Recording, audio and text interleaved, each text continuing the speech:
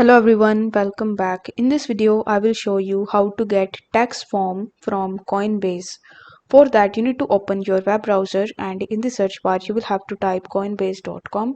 Afterwards, you need to provide your email address and your password, and you simply need to log in into your account.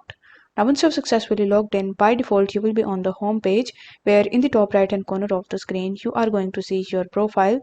So you will have to click on your profile, and after that, you will have to click on your profile section or this manage profile section. Once done, you will be landed on this profile page where in the left hand section, by default, you will be on this profile section. So you will have to click on taxes. Afterwards, you will be landed on the summary page where you can find your tax form. So over here, you need to click on the option of go to coin tracker. Then you will be landed on the official website of coin tracker where you just have to create your account if you haven't already or logged in into your account. Afterwards, you need to provide your tax information and then you will be able to easily download your tax report and you can prepare your crypto taxes on coin tracker.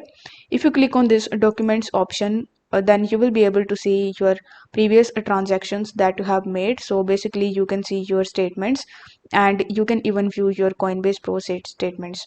So this is how you can easily get your tax form.